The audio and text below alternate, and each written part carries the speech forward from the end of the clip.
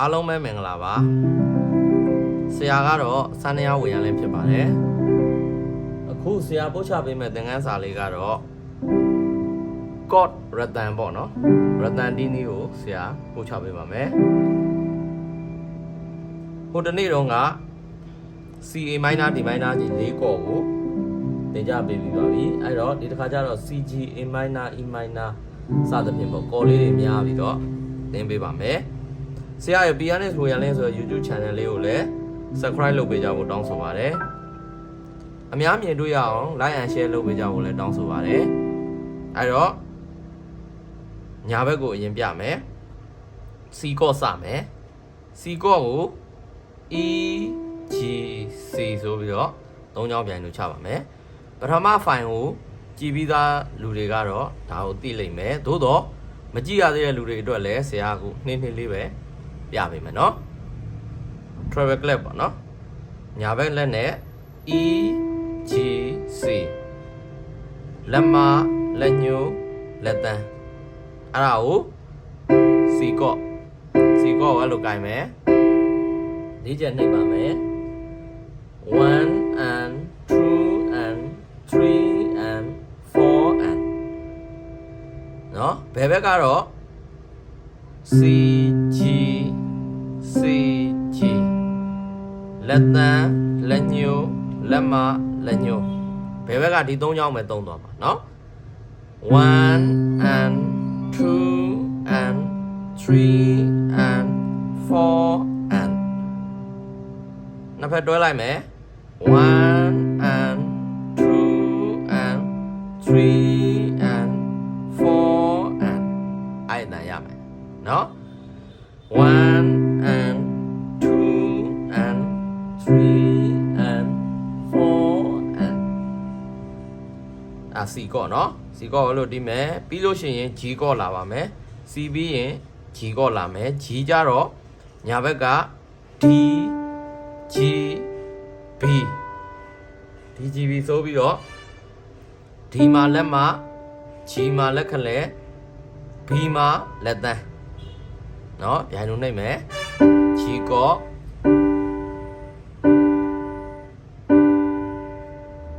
1 and 2 and 3 and 4 and ဟုတ်ပြီเนาะ bass clap ကကြတော့ G D G D G D G D 1 and 2 and 3 and 4 and ဆိုပြီးတော့เนาะတွဲကြည့်မယ်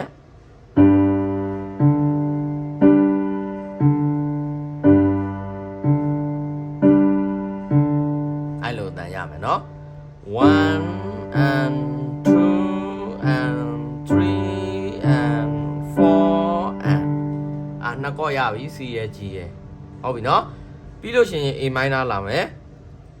A minor ကို E ရဲ့ A ရဲ့ C ရဲ့ဆိုပြီးတော့၃ချောင်းကင်ပါမယ်လက်မလက်ခလဲလက်တန်း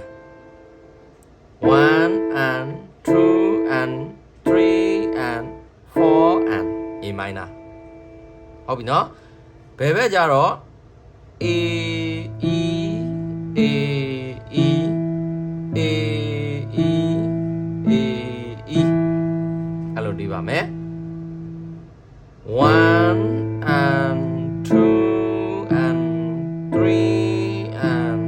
4 and အဲ့ဒါရ1 and 2 and 3 and 4 and ဟုတ်ပြီနော်ပြီးမှပြန်ပြီးတော့ဟိုပေါင်းပြီးတီးပြမယ်နော်အဲ့တော့တို့က C တီးပြီး G တီးပြီး A minor တီးသွားပြီပြီးလို့ရှိရင် E minor လာပါမယ် E G B နော်လက်မလက်ညှိုးလက်သက်ကြွယ်လက်တွေတော့မမားပါနဲ့နော်ဒီလက်အတိုင်းကင်ပါ E minor E minor E minor E minor စိတ်ထဲအလုံးမှတ်ပါနော်ပြီးလို့ရှိရင် bass clap E B E B E B E B 1 and 2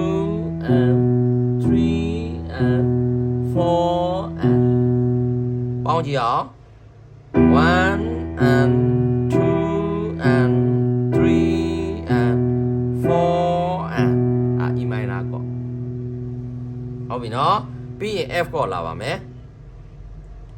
F chord ကြတော့တို့က F A C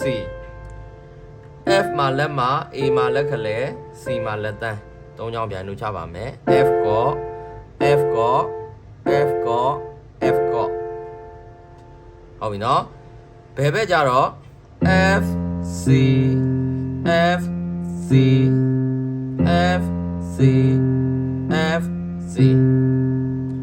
1 and 2 and 3 and 4 and ပေါင်းကြည့်အောင်1 and 2 and 3 and 4 and အဲ့ဒါရမယ်နော်1 and 2 and 3 and 4 and ဟုတ်ပြီနော် F ပြီးလို့ရှိရင် C ပြန်လာပါတယ်နော် C ကဒီဘက်မှာတီးလေဒီဘက် C ကိုတီးလေရတယ်ဒီဘက်မှာပဲပြန်တီးလေရတယ်ကြိုက်တယ်လို့သုံးလို့ရတယ်ဟုတ်ပြီနော်ဆရာတော့ဒီဘက်မှာပဲတီးပြလိုက်မယ် C ကခုနထိတ်ဆုံးမှာပြခဲ့သလိုပဲ E G C ဒီဘက်က C G C G နော် C ကတော့ထပ်မပြတော့ဘူးအဲ့ဒါပြပြီးသားအတိုင်းတီးလိုက်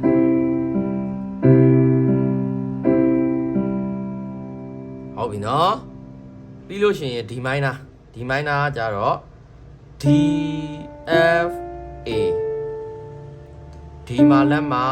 F မှာလက်ညိုး A မှာလက်တကြွယ် D minor လေးချက်တီးပါမယ်ဟုတ်ပြီနော်ဘယ်ဘက်ကကြတော့ D A D A D A D A 1 and 2 and 3 and 4 and အဲ့ဒါရ1 and 2 and 3 and 4 and ဟုတ်ပြီနော်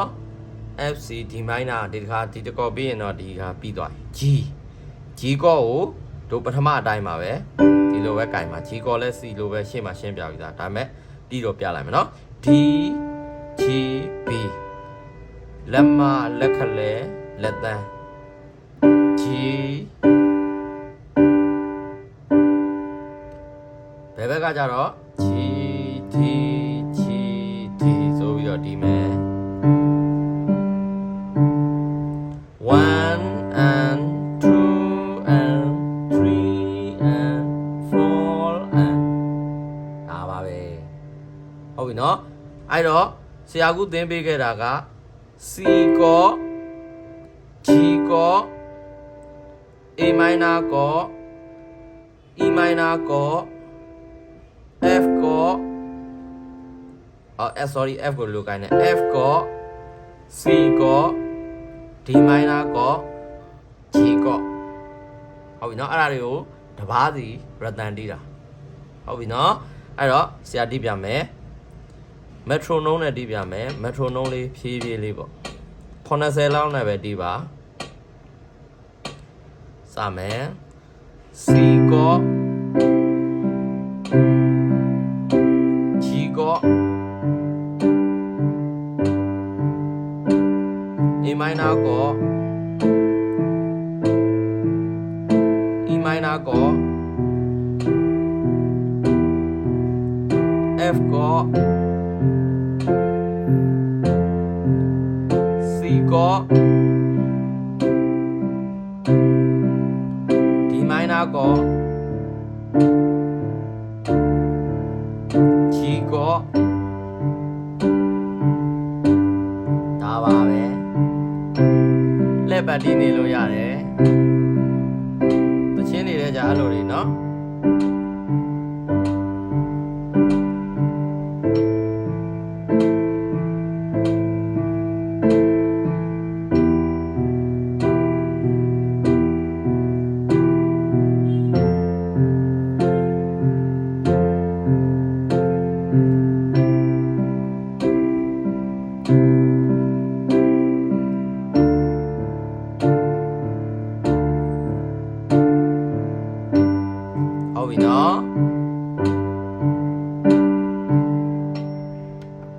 ပြီနော်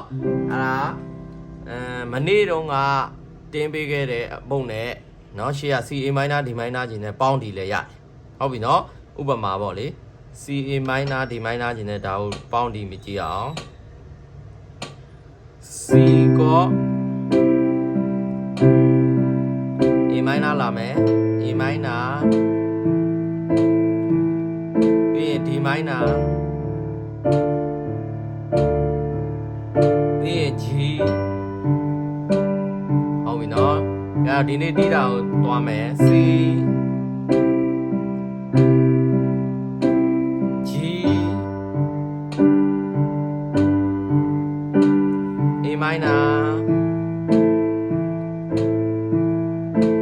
E minor F C D minor G